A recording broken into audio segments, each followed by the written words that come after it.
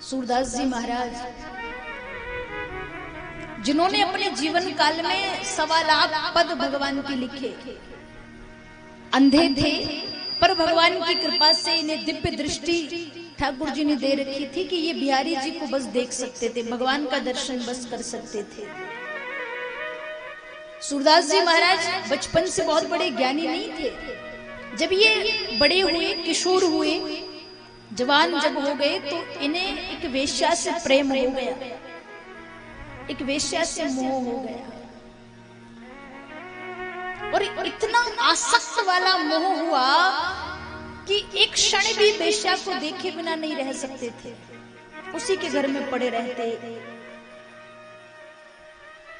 उसकी सुंदरता को देखते और ये पद लिखते थे, कविताएं लिखते थे।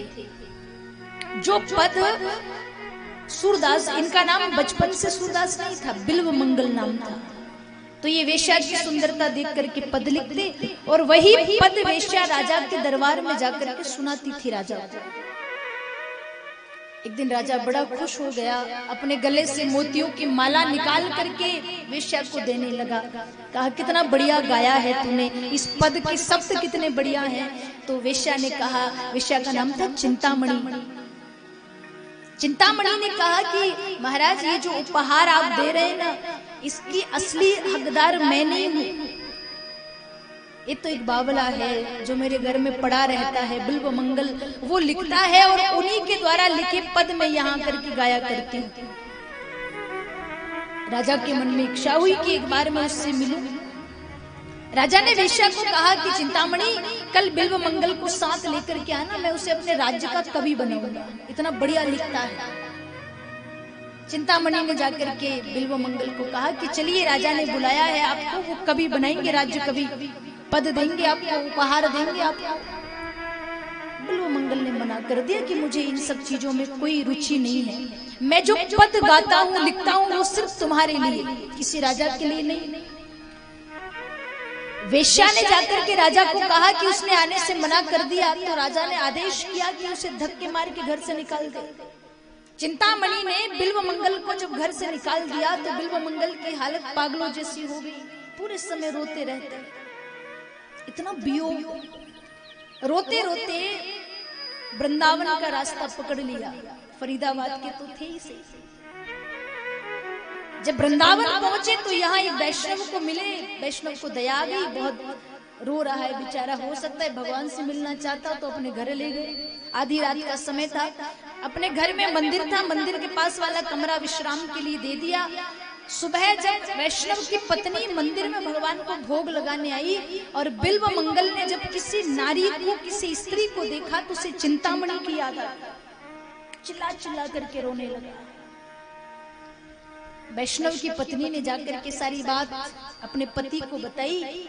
वो वैष्णव आया और आकर के बिल्व मंगल को खूब धिक्कारा, अरे मैंने तो तुझे शरण दी थी और तेरी नियत में इतनी खोट है। जब वैष्णव के घर से निकले बिल्व मंगल तो अब अपने आप से इतनी नफरत हो गई, आज अगर ये आंखें ना होती तो वैष्णव की पत्नी को मैं देखता नहीं और उस पर नजर नहीं पड़ती तो उसे देखकर मैं चिल्लाता नहीं, इतना बड़ा पाप नहीं होता।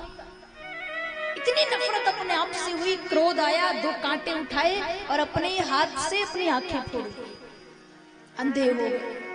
जब अंधे हुए तो इन्हें सूरदास कहने लगे। गोवर्धन की तलेटी में पड़े रहते थे। एक बार स्वामी श्री बल्लवाचार्य जी महाराज पधारे। बल्लवाचार्य जी के कुछ शिष्य सूरदास जी को पकड़ करके बल्लवाचार्य जी के शरण में ले गए और बल्लवाचार्य जी ने पूछा कि बता तेरे जीवन की क्या दशा है, तू यहाँ तक पहुंचा तो कैसे? मैंने सुना है कि तू गाता भी है, तेरा गायन बड़ा सुरीला है, कुछ मुझे भी गा करके सुना। तो सूरदास जी ने पहला पद गाया था, मौसम कौन कुटिल खल कामी। मैं कितना मूर्ख हूँ, मेरे समान और कोई इतना मूर्ख नहीं होगा, इतना कामी पुरुष दुनिया में कोई नहीं होगा, मुझे तो मर जाना चाहिए। बल्लवाचार्य जी ने समझाया, बेटा भगवान ने इस विश्व में कोई भी वस्तु ऐसी नहीं बनाई जो फालतू हो।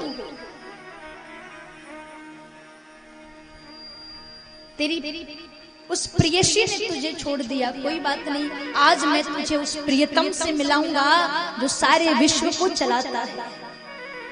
सूरदास जी को बिहारी जी के मंदिर में ले गए और जाकर के बिहारी जी की बाह पकड़वा दी और कहा, आज से यही तुम्हारी प्रियतम है, अब रोज इनके लिए पद गाना, इनकी सेवा कर।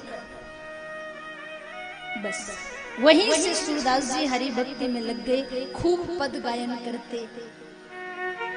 उनका नित्य का नियम था, रोज मंदिर में जाते।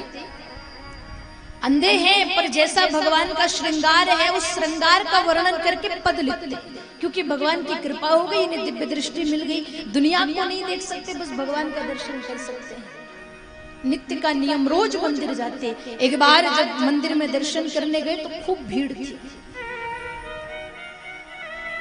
खूब धक्का मुक्की लग रहे थे। सूर्य बाबा को धक्का लगा, मंदिर से बाहर निकल गए, फिर दोबारा आए, दोबारा बाहर निकाल दिए, तीसरी बार आए, फिर धक्का लग गया। एक बार इतना जोर से धक्का लगा कि सूर्य बाबा गिरने लगे, तो एक भक्त ने पकड़ लिया और पास में बिठाया मंदिर के कोने में, और वो भक्त सूरदास जी पर खूब गुस्सा करने लगा, सूरदास जी को डांटने लगा, भगवान ने तुम्हें आंखें नहीं दी तो क्यों आते हो यहाँ पे, इतनी भीड़ है, धक्का मुक्की लग रही है, कहीं गिर जाओगे, मर जाओगे, कौन जिम्मेदार होगा। अरे भगवान की भक्ति करनी तो घर में बैठ करके करो, मंदिर में आने की क्या आवश्यकता है, तुम उन्हें देख नहीं सकते तो क्यों आते हो। सूरदास जी ने मुस्कुरा करके कहा, प्यारे मैं जानता हूं कि मैं उन्हें नहीं देख सकता, मैं इसलिए नहीं आता हूं कि मैं उन्हें देखूं, मैं तो इसलिए आता हूं कि मैं उन्हें देखूं न देखूं, एक बार वो मुझे देख ले, मेरा आना सार्थक हो जाता है। मैं नहीं देख सकता क्योंकि मेरे पास आंखें नहीं है, पर वो तो देख सकता है, उसके पास तो 1000 आंखें हैं। मैं उसे नहीं देख सकता, ये मेरी बदकिस्मती है। मैं उस परमात्मा को नहीं देख सकता, ये मेरी बदनसीबी है, पर वो मुझे देखता है, ये मेरी खुशनसीबी है। मैं उसे देखूं ना देखूं, वो तो मुझे देखता है। और हम जब जब मंदिर जाएं, कल भी मैंने निवेदन किया था, जब जब मंदिर जाएं तो यही विचार बना करके जाएं कि मैं उसे देखूं ना देखूं, वो मुझे देखे। मैं भले दर्शन न करूं, एक बार वो मेरा दर्शन करेगा, वो मुझे देखेगा, वो मुझे निहारेगा। संत कहते हैं कि सूरदास जी महाराज जब भगवान की भक्ति किया करते थे तो सदैव ठाकुर जी से प्रार्थना करते थे कि एक बार राधा जी का दर्शन करा दे। तो एक बार निधि वन में जब भगवान राधा रमन लाल विहार करके लीला करके वापस जा रहे थे, रात्रि का समय था, गोवर्धन की तलहटी में सूर बाबा पद गा रहे थे। पद को सुना तो किशोरी जी थोड़ी देर रुक गई और पूछा कि प्रभु ये कौन है जो इतना सुरीला गा रहा है। भगवान ने कहा चलो मैं दिखाऊं, यही तो है वो सूरदास। लेकर के गए पास में। किशोरी जी ने कहा कि मैंने सुना है तुम्हारे जो भक्त हैं ना, वो तुमसे ज्यादा मुझे जानते हैं। तुम्हारे भक्त की भक्ति की परीक्षा लूं, अगर ये सच्चा भक्त होगा तो मुझे पहचान लेगा। परीक्षा लेने के लिए जब आगे बढ़ी, थोड़ी आगे गई तो ठाकुर जी ने सूर बाबा को इशारा करते हुए कहा, सूर बाबा को सुना करके कहा, राधा रानी जा तो रही हो, ज्यादा पास में मत जाना। अंधा जरूर है पर बहुत चालाक है। जैसे ही आवाज आई सूरदास जी समझ गए, लगता है राधा रानी आई है, तो एकदम सतर्क होकर के बैठ गए। जैसे ही किशोरी जी दाईं तरफ से पहुंची, ठाकुर जी चिल्ला करके बोले, अरे किशोरी दाईं तरफ से मत जाओ, नहीं तो तुम्हारे पांव पकड़ लेगा।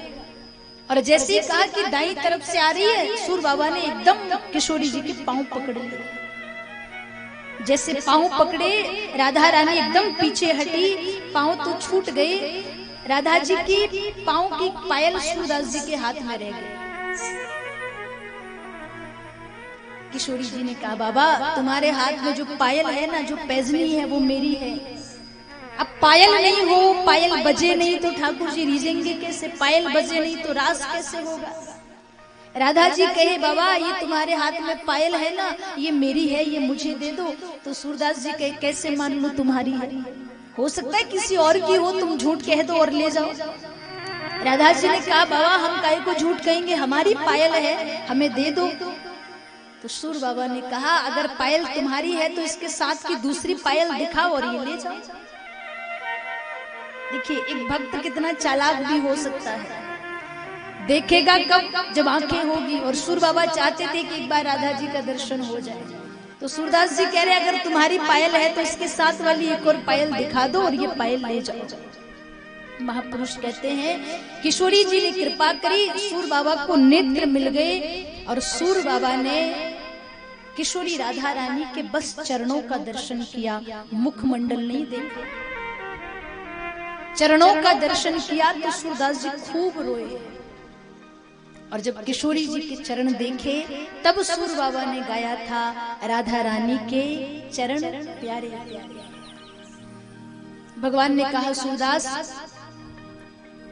हम जिस भी भक्त से मिलते हैं उसे कुछ न कुछ देते हैं, खाली हाथ नहीं मिलते। आज तुम्हारे पास आए हैं तो तुम्हें भी कुछ देंगे, मांगो क्या चाहिए।